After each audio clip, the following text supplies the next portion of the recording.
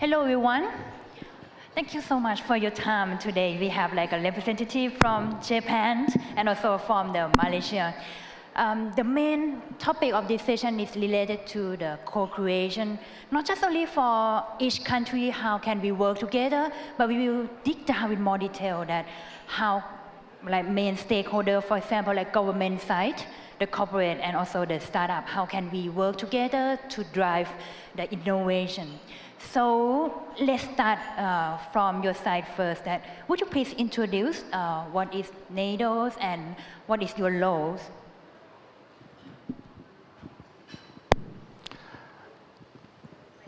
สวัสดีครับผมชื่อAtsushi Matsunaga ครับ So good afternoon, ladies and gentlemen. My name is Atsushi Matsunaga. I'm from NEDO, Japan, and in charge of supporting startups. Actually, so this is for the first time visit to Thailand. I love Thailand because of great hospitality. So today I'm very excited so discussing co-creation Asia with them. So let me show you our activity. So please see slides. So first of all, how active startups in Japan? Can you imagine? So let me show you. Oh, so this is the worldwide ranking referred from Deloitte 2015. Investors are asked to rate their confidence level in each country. So 5 point is full mark. You can easily find, so US is the top place, Israel is the second, but Japan is the 8th place. You know, so Japan is a developed country, especially in venture business. So that motivates me to support startups in Japan. Next, what is NEDO? Have you seen NEDO? Maybe yesterday we held the NEDO session repeatedly, briefly. So NEDO means New Energy and Industrial Technology Development Organization. We call NEDO, just like NIA in Thailand, National Funding Agency. We have mainly two missions. The first one is addressing energy and global environmental problems. The second one is enhancing industrial technology. Budget is approximately 1.3 billion US dollar. So, and take a notice, NEDO is a funding agency, but NEDO will not invest directly to startups, but support financially with subsidy paid to a lower cost, okay? And NEDO is positioned under the government, Ministry of Economy, Trade, and Industry. Okay, so let me show you our activities. This is our NEDO Open Innovation Platform. So, you know, from birth of entrepreneur to leaving a nest, we NEDO provide several programs to startups to support them in order to facilitate Japanese ecosystem. More in detail, so we have 4 programs. The first one is TCP program. This is business plan training and pitch events. The second one is SUI. Applicants have to fund a company. This program is featured with advice from mentors or catalyzers. And this is a subsidy up to 35 million yen. The third one is STS program. So applicants have to be invested with equity finance by venture capitalists. This is the feature of cooperative support with venture capitalists. The last one is SCA program. So applicants have to collaborate with large enterprises. So this is very featured with joint research between startups and corporates. Anyway, so NEDO provides subsidies, 3 programs, SUI, STS, and SCA. To the unicorn, thank you. Thank you so much. So for the NEDO, it's similar like compared with Thailand, it's similar like a NIA. For the magic side, actually, many people in Thailand know about magic very well. It's one of the quite successful accelerator program from Malaysia. But we want to know more detail. What is like any news update and any news project that you want to share to us? Absolutely. Thank you, Mimi. And Sawadee Krap, everyone. You guys are the champion, right? You guys lasted all 4 days, and the last day, everyone's still here. I'm really excited to see that, the startup scene in Thailand is getting a lot of support and also a lot of interest from people of very different generation and especially different gender as well. Great to see a very good balance of men and women in the room, and definitely need more women founders and women champions like you, Mimi, in the ecosystem. So I'll give you a really quick background on magic itself, just so we can have the understanding of what magic is, and that way we also can have conversation from there. So magic stands for the Malaysian Global Innovation and Creativity Center. We're based in Cyberjaya, which is going to be Malaysia's first smart city. Everything will be, it will be a cashless society, a cashless city, smart transportation, and so on and so forth. This is our office, and we've incubated a few Thai startups, our accelerators. So we have a hotel about 5 minutes walk from our office, and that's where all the startups live. So, but otherwise, this is basically Magic Office right now. But to the left is a building that we also taken over, and we're going to develop that into a futurized center, which is going to be a cross-disciplinary, multi-sector design lab for innovation of the future. So we're going to look into what's the future innovation and technology that can help solve the world's biggest problems.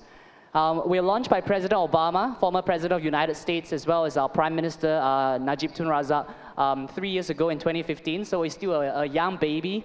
3 years, either the terrific 3 or the terrible 3 is that time of your life when you start questioning what you're going to do next. But in the first 2 years, a lot of our focus is really on building great entrepreneurs. And when we talk about entrepreneurs, we focus on both commercial entrepreneurs as well as social entrepreneurs itself. So for those who don't know what social enterprise is, I'm sure many of you guys would know, because Thailand is always one of our reference point when it comes to social enterprise. Social enterprises are businesses that exist to solve social problems. We're not talking about social inconvenience, like easier way to get a taxi or easier way to get a service. We're talking about social problems like poverty, refugees, asylum seekers, and education for the marginalized groups and indigenous groups. And Thailand, you guys have a very active royal family that supports the Thai social enterprise scene. And you guys also have the Thai Social Enterprise Office, which we're very jealous about in Malaysia. But for this year in 2017, a lot of our focus is really on how to build a sustainable ecosystem and drive long-term impact for the country. So within that, we run a lot of programs. At any one time, we can run up to 20 programs. But I won't talk into all the programs because it'll take forever. But to summarize it, the 3 key things that we try to, 3 objectives really. One is to stimulate mindset of creativity and innovation. We find that there are too many startups that has the same idea. Another on-demand service for masseuse, another on-demand service for taxi, another fintech company, and so on and so forth. What we want to do is say, hey, that's great, they want to work in fintech, But what's the unique selling point? What's the unique value proposition that you can bring? How can you create a whole new market that doesn't exist yet so that we can create a more blue ocean market here in Asia Pacific? So within that, we run a whole series of programs. Spark is our university outreach program. We have a broadcasting network. We broadcast program all across the country, looking to broadcast it to ASEAN as well. Coffee chat, real chill, symposium. We also have programs to build great entrepreneurs, to incubate more entrepreneurs. The most popular, which Mimi mentioned earlier, was the Global Accelerator Program. We look for startups, promising startups from all around the world. We fly them to Malaysia for 4 months. They live with us in the hotel, and we give them very intensive support with mentors from CEO of Axiata, CEO of CIMB, and all the big players who's able to come in to mentor these guys. But we also run workshops. They stay in the office almost 24 hours just to hack on their startup. At the end, they pitch to about 500 investors that we invite from around the world. 40% of them go on to get investment on the day of demo day itself. A lot then later stage. The rest I won't go too much into is we have Stanford partnership. Idea Labs are all the startup weekend hackathons, all these things. We run about 30-something, 40 startup weekends every year. And we also introduce initiatives to strengthen ecosystem. So they're not so much program, but they are initiatives that can help make the ecosystem more sustainable. So IDEA is the impact-driven enterprise accreditation. So we're accrediting social enterprises who are having impact, whether it's hiring marginalized communities or environmental impact, and we encourage public sector and private sector to procure more actively from these social enterprises.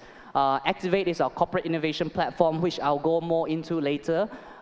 We have our impact investment fund that we're trying to build. We're building an alliance amongst all co-working spaces to help them become more better at what they do and hopefully create also more co-working spaces as well.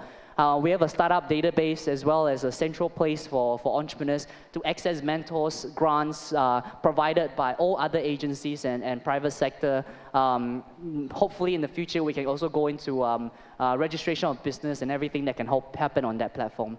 I'll stop there. I know it's a lot of information, but everything, I can happy to give you more information about at a later stage. I have seen a lot of the program that you have, not just only for Magic, but also NEDO too. But before you start to find out the solution to support the startup, what is the biggest challenge in each country for the startup? Okay, so let me show you.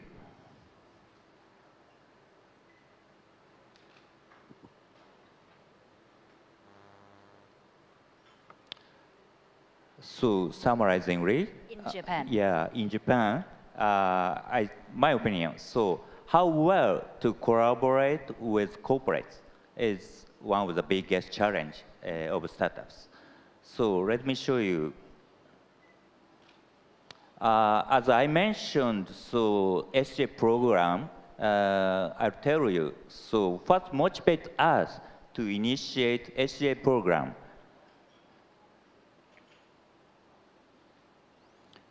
So startups need know-how and funds for commercialization, access to the markets. On the other hand, so corporates face shortening product life cycle, necessity to enter into the new markets. There could be gap. So given that, the partnership between startups and corporates through technology or investment or human beings, human resources. So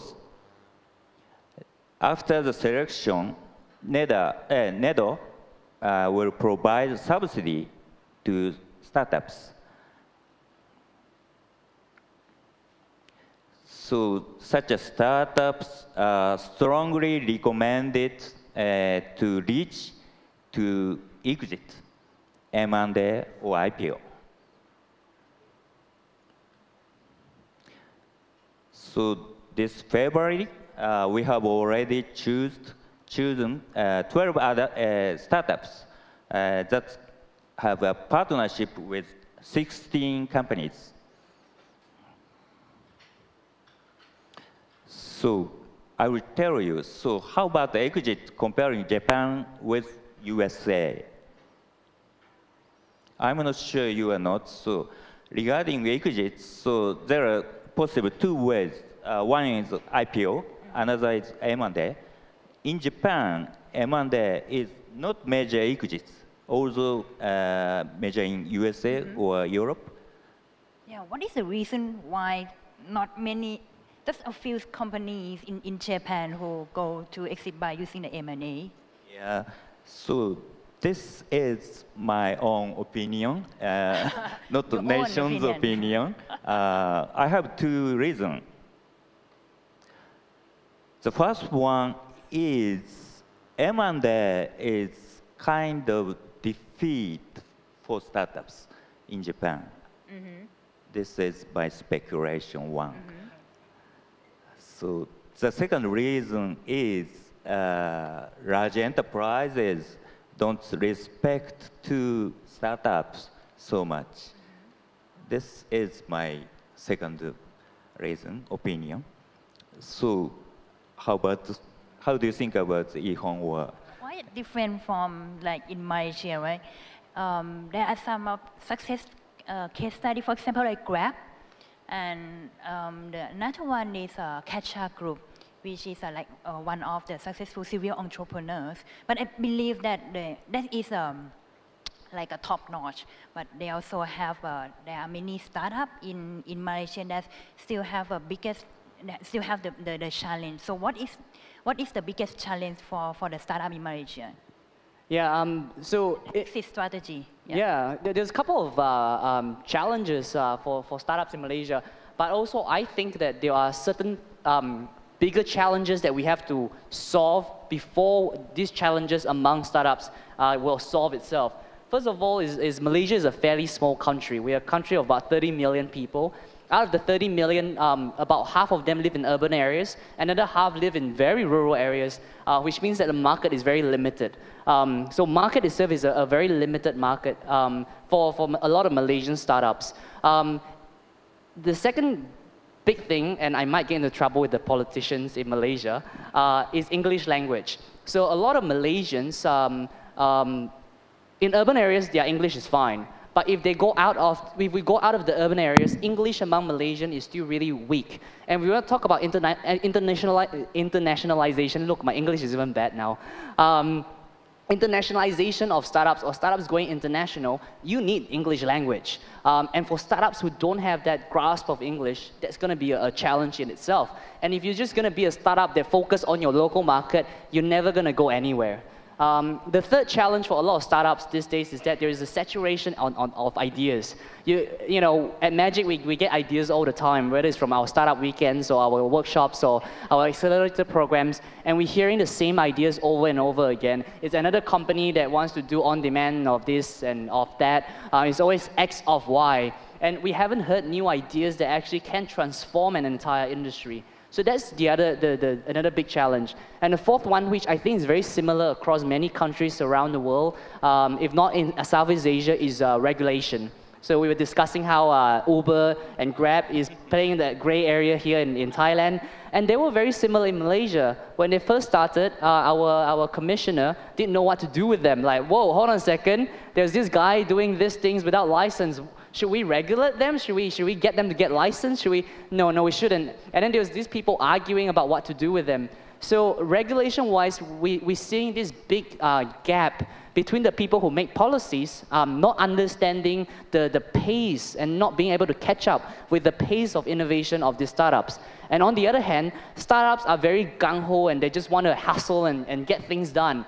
And hence, they're not able to then help the policymakers as well in making informed decisions for them. And we're seeing that bridge is growing bigger. And also what Atsushi mentioned earlier, the gap between corporate and startup is also exists in Malaysia. A lot of corporates are still not working actively with startups, and we're not seeing more innovation that's being driven for corporation or for startups together. But what is the reason behind the corporate? The biggest challenge for the corporate to find out the innovation? What is in your mind? Not just only for, okay, let's start with for Malaysia first. I'm glad you asked because I prepared some slides. May or may not have planted. Can I have my slides back, please, AV? While they're doing that, there we go, thank you.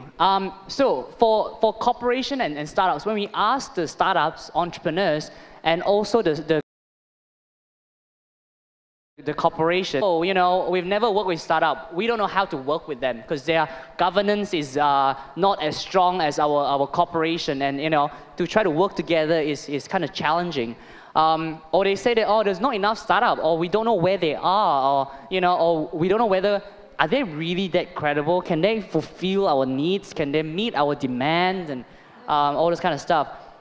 Or they say that internal processes doesn't allow them to really work with startup in an active manner. Hence, these days, a lot of corporations are setting up separate units or separate companies just to work with startup. I'll give you an example.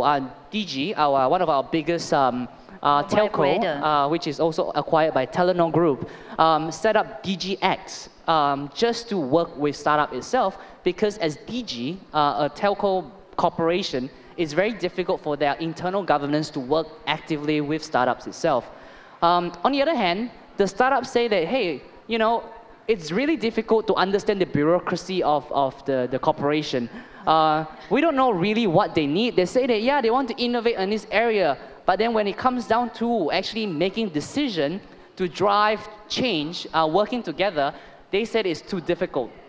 Or they say that, you know, they are too weak in their financial or operational readiness to work directly with startup. So one of the things that we've did was to create, or our government, our Prime Minister, announced a Corporate Entrepreneurship Responsibility Fund.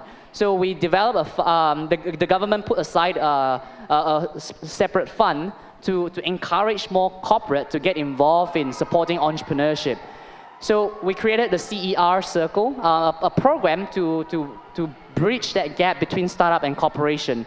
Within that, there are three key areas. One is we bring in the partners from corporation. So they built this consortium of corporates from different industries together. We have the enablers, so they are the facilitators and tools. So whether they're community builders or tools and facilities we can use, as well as the community of startups and co-working spaces, incubators, accelerators together. And how we do that then is we created a platform called Magic Activate. It's magicactivate.com if you're interested. So where the corporation can come to us and say that, hey, we have a big challenge that we want to solve. For example, you know, actually, do I have an example? I do. I'll go into the example later. The corporation can upload their challenge on Magic Activate, and startup can say, hey, I can solve that problem for you. And what's the incentive for the startup and the corporation? What's the skin in the game for the corporation? We say that there are three options you can use for now. This is just a test. One is you can give them a seed investment. The corporation put in a seed investment for the startup. Or give them a pilot contract to try things out. Or give them an innovation prize. But innovation prize is more common for social enterprises that can't take equity or can't take big contract. Give you a few examples. One of a big master developer in Malaysia, IJM, wants to look at how do we build the port of the future. When automation, big data, all this robotics comes in, the port is going to look very different to how port operate right now. And we want startup to work with us to create those software and hardware to start thinking about how we create port of the future. Sunway Group is another master developer. They want to look at how do they create an autonomous public transport system within a city that they own called the Sunway City. So these are just a couple of examples of challenges that the corporation is trying to solve, and they come to us and we help them define very clearly the challenge that they're trying to solve that's understandable by the startups. And startups can then click on this and pitch their idea, and we'll select them and then put them to the corporation. And in some cases, so in these cases, the three of them are pilot contracts. But there are others which I don't have example of. But there are other examples like seed grant that they can give, investment, and so on and so forth. But that's the website if you want to check it out. If you're a startup, highly encourage you to submit your idea to some of these challenges that's on there. If you're a corporation and you want to talk about, you know, putting your challenges up there, we can also talk about it as well. Wow, very interesting. It's not just only for for corporate, but also like support the startup is normally corporate have to find out the startup by themselves or like set up their own hackathon program. But for this one, Magic also provide a platform. Wow, really, really interesting. How about Japan? So I think so. In this case, so maybe corporates tend to hate declaration of the challenge more in detail. Maybe I mean so how to abstract the challenge to startups because so maybe challenge is top secret. Sometimes some of the challenge is like an internal secret of the corporate. So how can we solve this issue?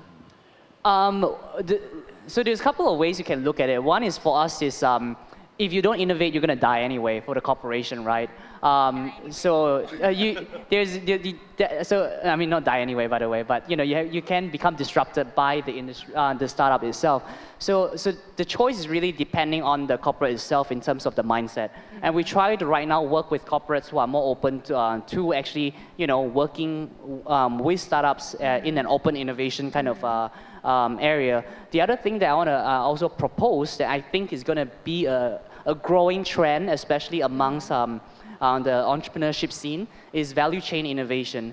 I think that we're going to see more and more back in the days during the era of Silicon Valley, we see that there's a lot of big talk and investment that go into the unicorn startups. Everyone talk about the unicorn startups, but we know that unicorn startups is far and few in between. That's why they call it the unicorn.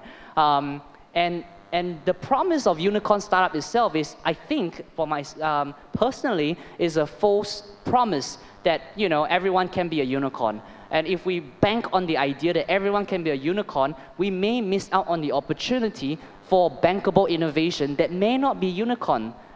They don't grow like a giant corporation, but they grow like potatoes and peanuts underground. They just spread instead of grow into this giant corporation. So with corporation who then wants to work with this startup, the real value comes down to value chain innovation, opening up their value chain, breaking up their value chain, and ask startup to come in to hack on some of these challenges that they have in their value chain to then help them innovate. Another good example is Yes Bank in India, the fourth largest bank in India. They know that fintech is going to make them redundant someday. So they've changed their strategy to say that we are not a financial service company, even though we are a bank. We are a platform for financial innovation.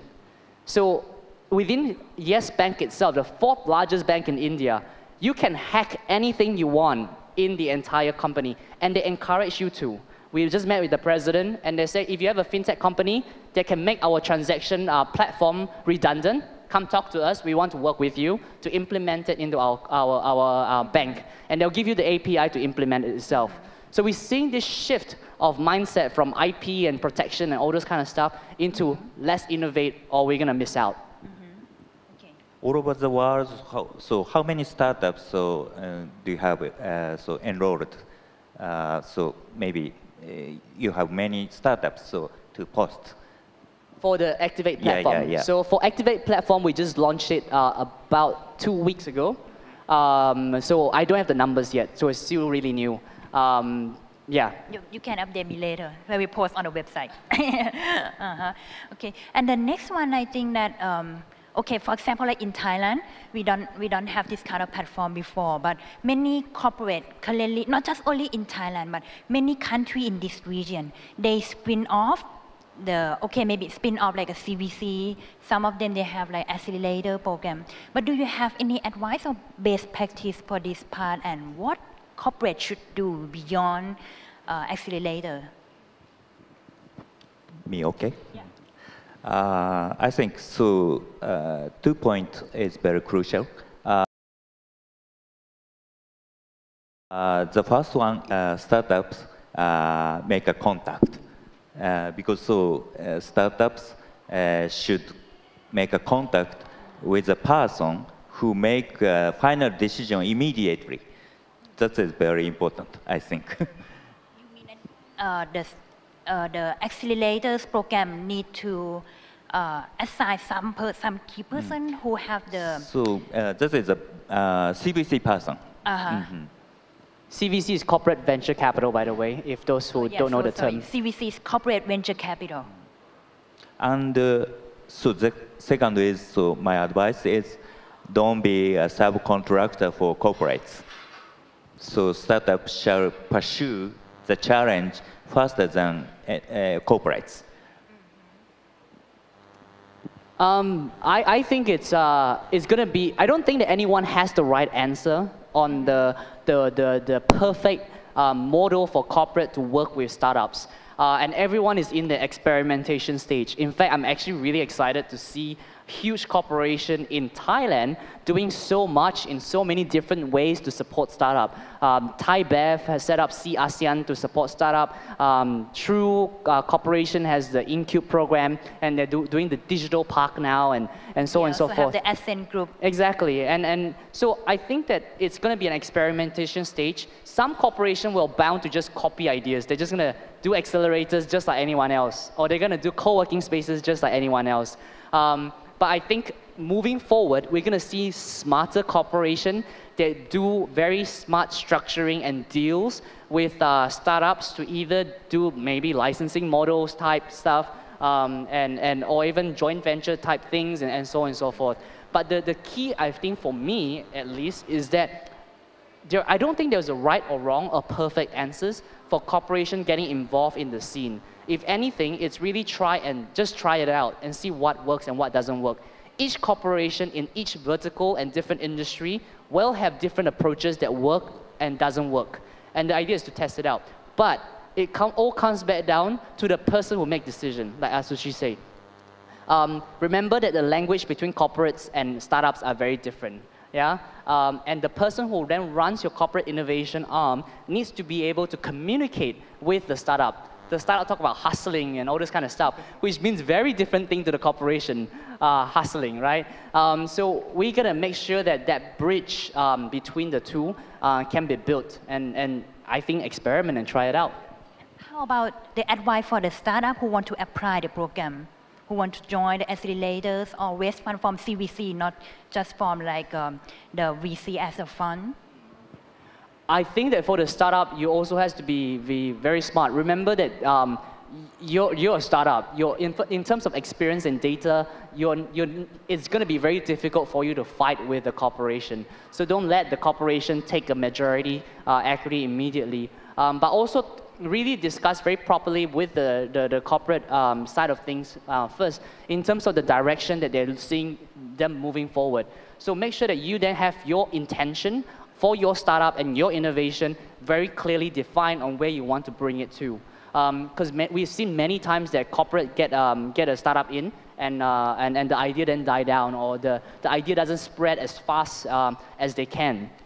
So I would suggest highly make sure that think about different ways that you can structure the deal with the corporation before you ever enter into the deal. But also think about the strategically as well where you want to move to, because corporates, generally speaking, don't like each other if they're in the same industry. True. If you pick to work with one telco corporation, it's hard to work with another one. It's exactly. Really competitive. So think very strategically where you want to move to and who you want to partner with. I always say that partnership is a bit like a marriage or getting in bed with someone. You want to make sure that you get in bed or marry the right person. You don't want to, go dating or get in bed with someone that you regret for the rest of your life. Talk about like the trend and prediction. What will happen in the future for the tech startup ecosystem in Asia, or in particular country like Japan or in Malaysia too? Yeah, Atsushi? The trend, and the future trend. So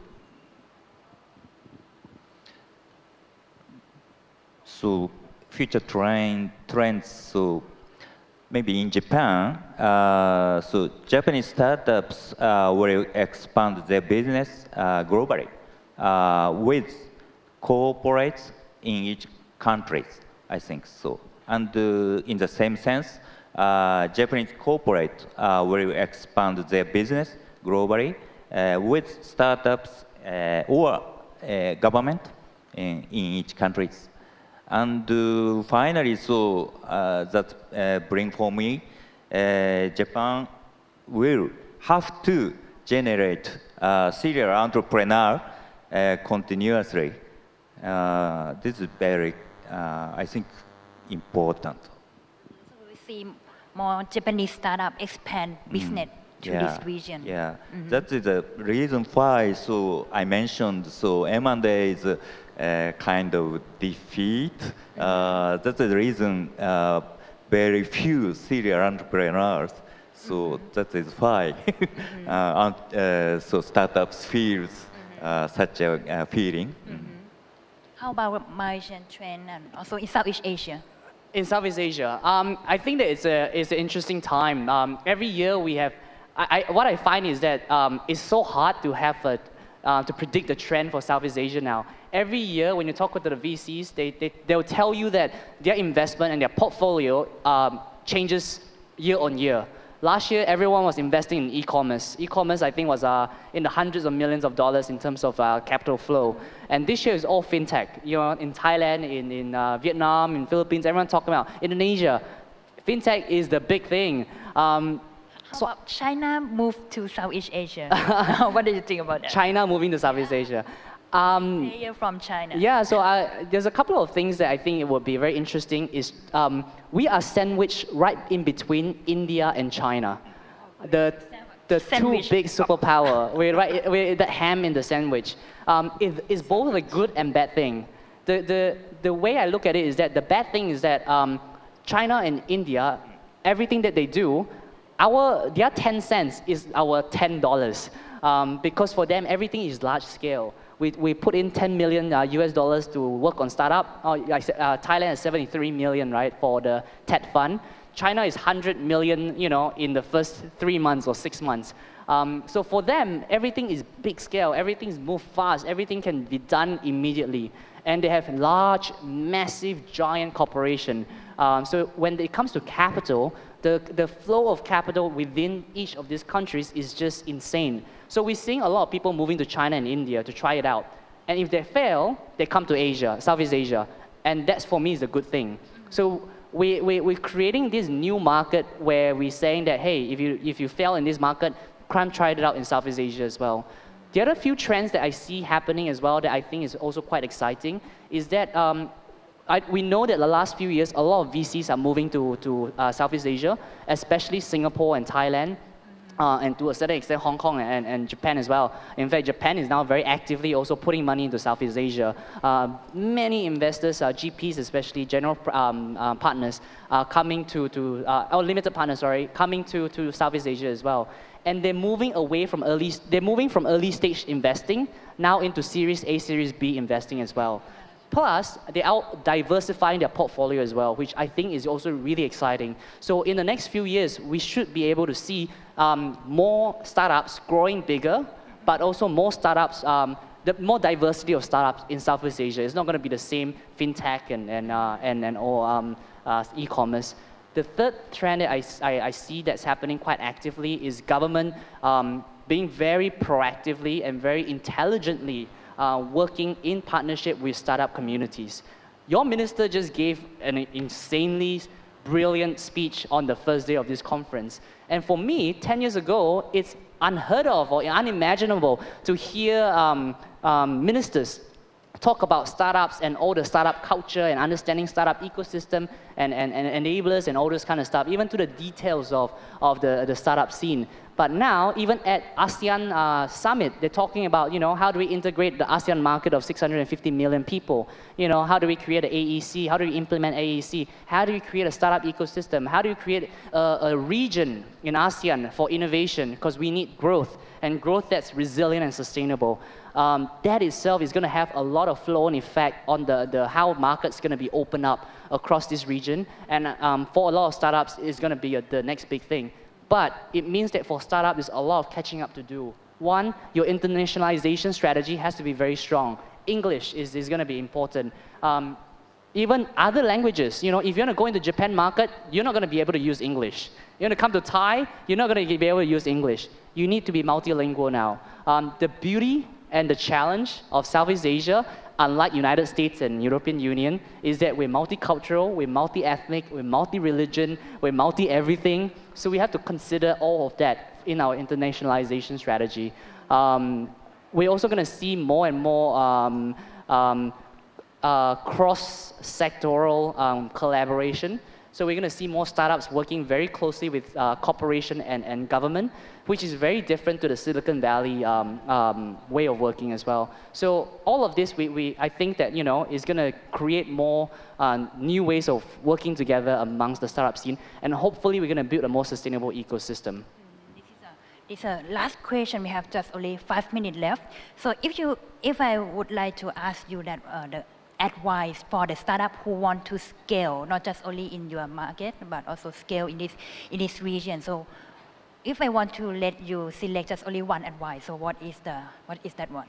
So again, so good collaboration with very strong corporates. So in order to expand out of Japan.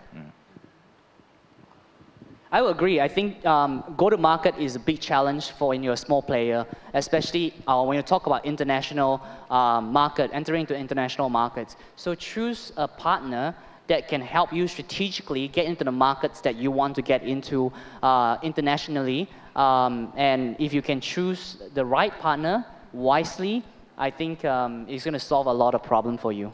So startup cannot stay alone. They have to find out the partner. If you want to jump into like Indonesia market, have to find out the local partner. But the key important thing is we need to think not just only for the money, but we have also thinking about their network and how they can help you. So this is the key takeaway that we can get from this stage. Thank you so much. Yeah. Thank you. Thank you so much. Thank you, and thank you everyone for staying as well. Thank you. Thank you for making the insight for sharing. And thank you to Kun Oranuch ด้วยนะคะ Thank you our moderator for making this fun talk as well ทุกท่านได้เห็นภาพแล้วนะคะ